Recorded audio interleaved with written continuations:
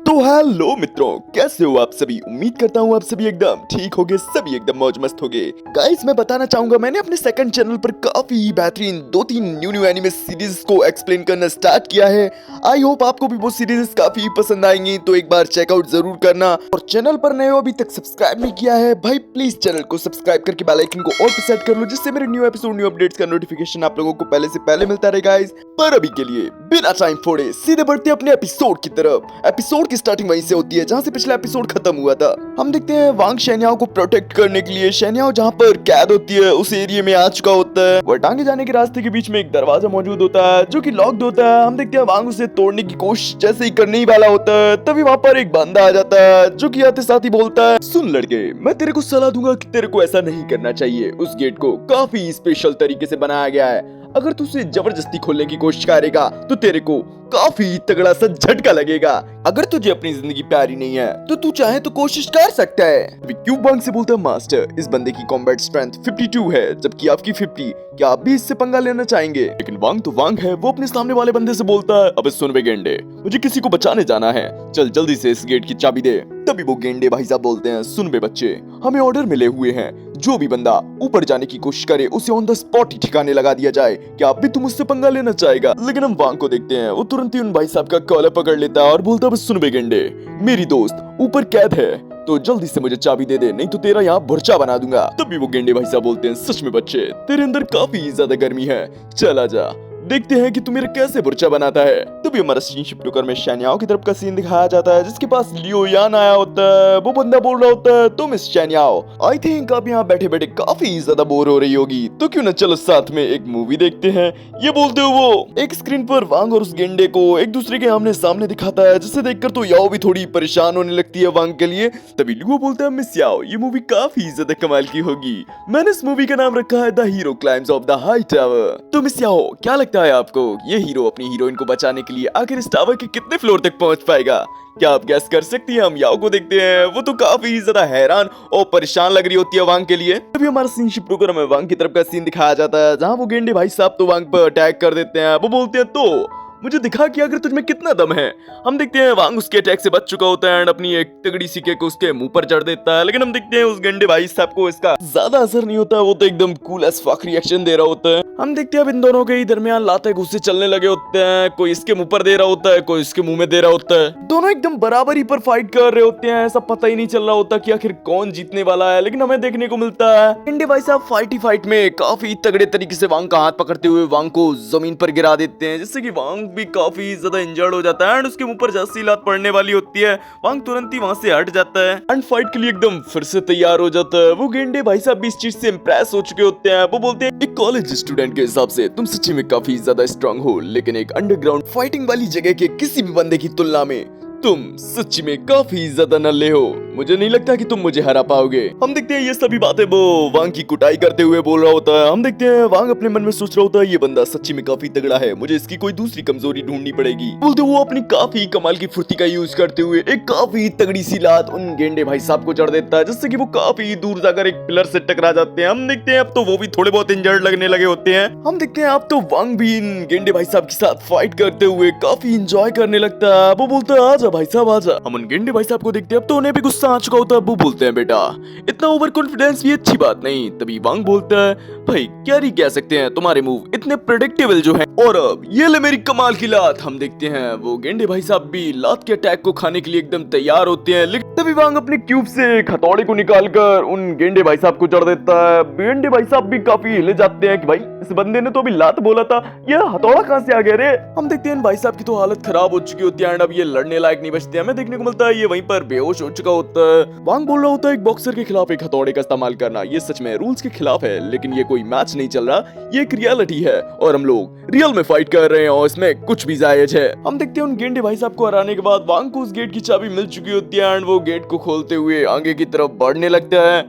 तभी क्यों वांग को सावधान रहने के लिए कहता है, क्योंकि सामने से एक अटैक आ रहा होता है वांग पर लगने के लिए, लेकिन वांग जैसे तैसे उस अटैक से बच जाता है। हम देखते हैं वांग खुद को संभाल ही रहा होता है, लेकिन तभी अचानक से वहां एक बंदा आकर वांग के मुंह ऊपर एक लात जड़ देता है, जिससे कि वांग भी बैलेंस बिगड़ जाता है एंड वो नीचे की तरफ गिरने लगता है। लेकिन वो जैसे तैसे कर कर सीढ़ियों को पकड़कर वहीं लटक जाता है। अभी वो लात मारने वाला बंदा बोलता है, तू तो कितना कमजोर है बे, अगर तूने पैब्लो को कैसे हराया। यहाँ वो गेंडे भाई साहब की बात कर रहा होता है। वांगी बोलता है, क्या इस पैब्लो को कोई हेल्थ इशू था क्या, जो एक बच्चे से नहीं जीत पाया। सच्ची में उसने तो नाक कटा दी। लेकिन हम वांग को देखते हैं, उसकी तो लटके लटके हालत फट के 64 हो रही होती है।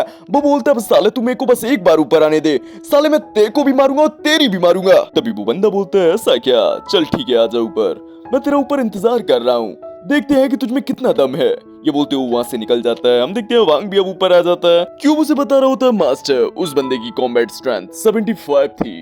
हम वांग को देखते हैं, क्या उसकी 75 थी, मुझे तो यकीन ही नहीं हो रहा। लेकिन कुछ भी हो, इस बंदे ने मेरे से पंगा लिया है, मैं इसे खत्म कर दूंगा। ये बोलते हुए वो भी भागते भागते आगे की तरफ बढ़ने लगता है। हमें देखने को मिलता है थोड़ी देर भागने के बाद वो एक काफी अंधेरी सी जगह में आ जाता है। वो बोलते हैं, यार आसपास इतना अंधेरा क्यों है, क्या ये कोई डार्क रूम वगैरह है क्या। तभी वो काफी चिल्लाते हुए बोलता है, कहाँ छुप गया बे, अब क्या डर लग रहा है क्या। लेकिन हमें देखने को मिलता है वो तो वांग के पीछे ही बैठा हुआ होता है। वो अपने मन में सोच रहा होता है, मैंने तेरे को उस टाइम छोड़ दिया क्योंकि मैं अपने वेपन्स को गंदा नहीं करना चाहता था, लेकिन लगता है अब तेरे ऊपर अपने वेपन्स का यूज करना ही पड़ेगा। हम वांग को देखते हैं, वो इस बंदे को बाहर निकालने के लिए इस बंदे को काफी बुरा भला बोल रहा होता है कि अबे चोमू कितने छुपा है बे, अबे बाहर निकल। तभी देखने को मिलता है वो बंदा भी सामने आ जाता है एंड काफी तगड़े अटैक्स वांग पर करने लगता है। लेकिन वांग के भी सेंसेस काफी ज्यादा स्ट्रॉन्ग होते हैं, वो सभी अटैक्स को सेंस करके उन्हें ब्लॉक कर रहा होता है। लेकिन हम देखते हैं ये बंदा भी काफी तगड़ा होता है, अपने वेपन्स को फेंकते हुए वांग पर अटैक भी कर रहा होता है, साथ ही साथ उन्हें कंट्रोल करते हुए वांग पर फिर से अटैक करवा रहा होता है। वांग जैसे तैसे इन अटैक से बचते हुए उस बंदे पर भी अटैक कर रहा होता है, जिससे अब उस बंदे की भी थोड़ी हालत खराब होने लगती है। हम वांग को देखते हैं, वो तो एक अलग ही एटीट्यूड में होता है। वो बोलता है, आजा भैया जल्दी कर, मेरे पास ज्यादा टाइम नहीं है तेरे साथ खेलने के लिए। हमें देखने को मिलता है ये बंदा अपनी काफी तेज स्पीड का यूज करते हुए वांग की नजरों से छिप चुका होता है और अपने मन में सोच रहा होता है, लड़के तुझे क्या लगता है कि तू मुझे हरा सकता है। डैगर ली का वारिस होने के नाते मुझे बचपन से ही एक अंधेरे कमरे में ट्रेनिंग मिली है, बिना किसी रोशनी के एक अंधेरे कमरे में काफी सारे खतरों के साथ ट्रेनिंग करना। सच्ची में मैं कह सकता हूँ मेरा बचपन हेल में बीता है, लेकिन इसी ट्रेनिंग की वजह से मैंने काफी कमाल की स्किल सीखी कि मैं छोटी से छोटी आवाज को सुनकर उसकी लोकेशन बता सकता हूँ। तो बेटा जी ये तो भूल ही जाओ कि तुम जीतने वाले हो। ये सोचते हुए वांग की तरफ बढ़ ही रहा होता है, लेकिन वांग के तो सेंसेस काफी ज्यादा स्ट्रॉन्ग हो चुके होते हैं।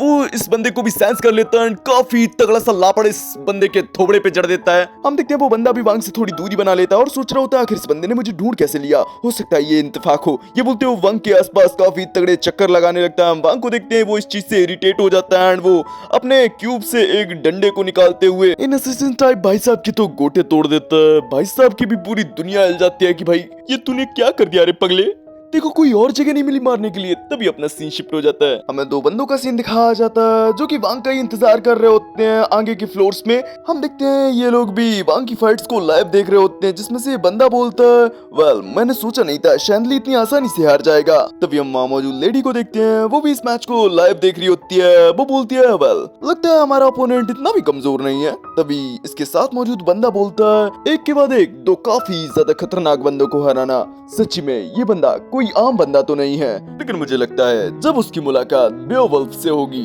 मुझे नहीं लगता कि वो उसके सामने 10 सेकंड भी टिक पाएगा। मुझे लगता है बेओवुल्फ 10 सेकंड के अंदर ही इस बंदे को ठिकाने लगा सकता है। तभी वो लेडी वहां से जाती हुई बोलती है, फिर तो चिंता की कोई बात ही नहीं है, चलो अपना रिवॉर्ड लेने चलते हैं। तभी वो बंदा बोलता है, लेकिन अगर क्या हो बेओवुल्फ हार जाए। तभी वो लेडी काफी अजीब सा फेस बनाते हुए बोलती है, फिर क्या, फिर इस बंदे के साथ खेलने में मुझे बहुत मजा आएगा। अभी हमारा सीन शिफ्ट होकर हमें वांग की तरफ का सीन दिखाया जाता है, जहाँ वो 3rd फ्लोर पर आ चुका होता है और उसके सामने बेओवुल्फ खड़ा होता है। वो बंदा बोल रहा होता है, अकेले ही इतने तगड़े तगड़े अपोनेंट को हराना और बिना डरे मेरे सामने आ जाना, सच्ची में एक कॉलेज स्टूडेंट के तौर पर तुम में काफी दम है। तभी हम वांग को देखते हैं, बेओवुल्फ की बात खत्म हो पाती उससे पहले एक काफी तगड़ा अटैक बेओवुल्फ के ऊपर कर देता है और बोलता है, अरे चच्चा मेरे पास तुम्हारे लिए इतना टाइम नहीं है, मुझे सैनियों को बचाने भी जाना है, तो जल्दी से इसे खत्म करते हैं। लेकिन हम देखते हैं बेओवुल्फ ने तो वांग के अटैक को मात्र अपने एक हाथ से ही पकड़ रखा होता है और बोलता है, सच्ची में आजकल के बच्चों को तो तमीज नाम की चीज ही नहीं है, उन्हें पता ही नहीं कि अपने से बड़ों से कैसे बात करते हैं। ये बोलते हुए वांग को पकड़ते हुए काफी तगड़े तरीके से वांग को नीचे पटक देता है और बोलता है,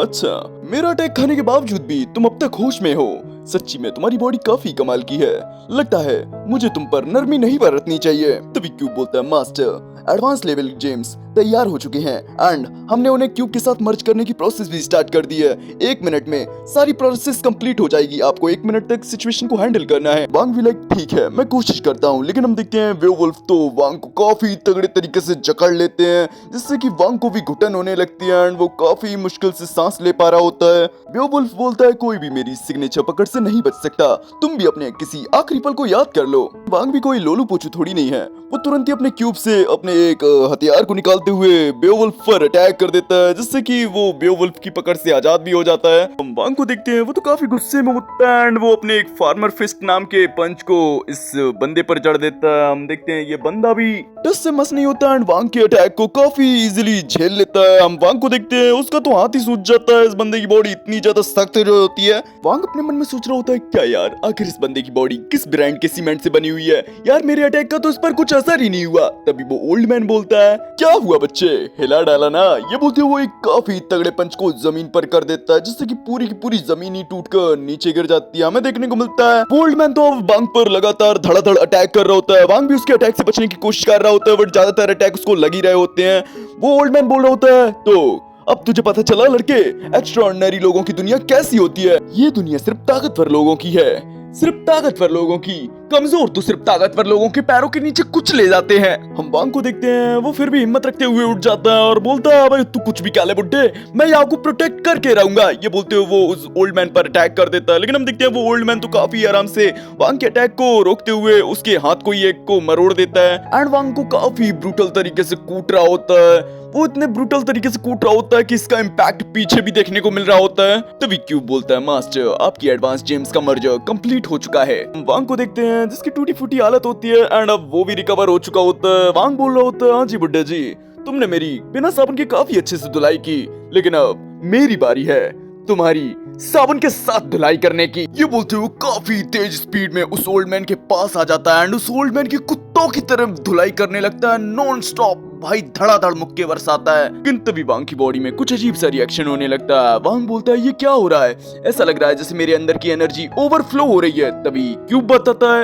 आपको परेशान होने की कोई जरूरत नहीं है मास्टर, सिस्टम आपकी टॉक्सिन्स को निकालने की कोशिश कर रहा है, ये एक नॉर्मल रिएक्शन है। तभी वांग बोलता है ऐसी बात थी तो तुझे पहले बताना चाहिए था ना क्यूब, तू तो यार मेरे को हार्ट अटैक देकर मानेगा। ये बोलते हुए काफी ही तगड़ा पंच उस ओल्ड मैन के जड़ देता है, जिसके इम्पैक्ट से तो वो ओल्ड मैन काफी ही दूर जाकर फिकता है। उसे तो कुछ समझ में ही नहीं आ रहा होता कि आखिर ये क्या हो रहा है। अभी तक तो ये बंदा हार रहा था एंड अचानक से इसके अंदर इतनी पावर कहां से आ गई। लेकिन तभी हमारे वांग भाई साहब एक और तगड़ा सा पंच इसके थोबड़े पर जड़ देते हैं और वांग काफी गुस्से में बोल रहा होता है पहले तो तू काफी मजे ले रहा था ना, तो अब ले मजे। हम देखते हैं वांग शाओ के अटैक की वजह से वो ओल्ड मैन काफी ज्यादा इंजर्ड हो चुका होता है एंड अब वो लड़ने के लायक नहीं बचा होता।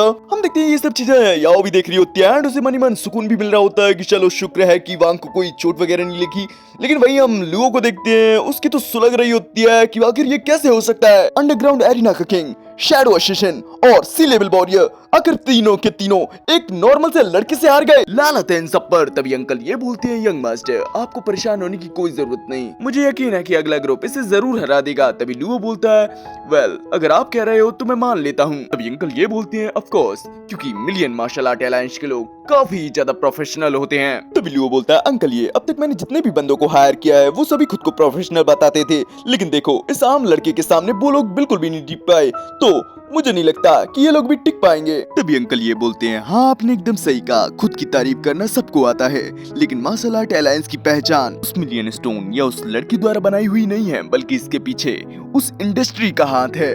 तभी लुओ बोलते हैं क्या इंडस्ट्री। तभी अंकल ये बोलते हैं दुनिया बहुत बड़ी है यंग मास्टर, आपने अब तक जो देखा और सोचा है चीजें उससे कई ज्यादा हैं। तभी लुओ बोलता है अंकल ये क्या बकवास करके रह गए हो, मैं बस ये जानना चाहता हूँ क्या उन लोगों के पास कुछ ऐसा है जिससे कि वो उस लड़के को हरा सके। तभी अंकल ये बोलते हैं हाँ वो लड़की अपने हाथ में एक रिस्ट्रिक्शन ब्रेसलेट पहन कर आई है, मैं आपको सलाह दूंगा जैसे वो अपना ब्रेसलेट उतारती है हम लोग यहाँ से भाग निकलेंगे। तभी हमारा सीन वांग की तरफ शिफ्ट हो जाता है। हम देखते हैं उस ओल्ड मैन को हराने के बाद वांग अगले फ्लोर की तरफ बढ़ रहा होता है अपनी टूटी फूटी हालत के साथ। हम फाइट के दौरान उसे भी छोटी मोटी इंजरीज वगैरह हुई हैं। तभी वो क्यूब से बोलता है तो हमारे अगले ओपोनेंट की कॉम्बैट स्ट्रेंथ क्या है। तभी क्यूब बोलता है वेल माफ कीजिए मास्टर, पर हमारे अगले ओपोनेंट की कॉम्बैट स्ट्रेंथ कैलकुलेट नहीं हो पा रही। हम वांग को देखते हैं वो अपनी टूटी फटी हालत में भी आगे बढ़ रहा होता है। वो अपने मन में सोच रहा होता है वेल चाहे कुछ भी हो मैं याओ को प्रोटेक्ट करूंगा और उसे सेफली यहाँ से बाहर निकालूंगा।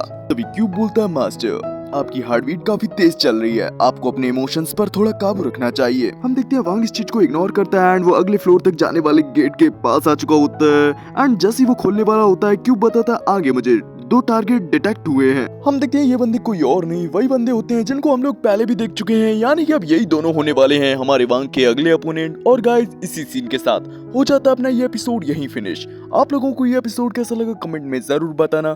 चैनल पर नए हो अभी तक सब्सक्राइब नहीं किया भाई, चैनल को सब्सक्राइब करके बेल आइकन को ऑल पे सेट कर लो, जिससे मेरे न्यू एपिसोड न्यू अपडेट्स का नोटिफिकेशन आप लोगों को पहले से पहले मिलता रहे गाइस। और हाँ गाइस, मेरे सेकंड चैनल पर अपलोड हुई न्यू सीरीज को देखना मत भूलना गाइस। तो गाइस अब हम मिलेंगे किसी और न्यू एपिसोड में या किसी न्यू सीरीज के साथ, तब तक के लिए बाय बाय, सायोनारा, ख्याल रखिए।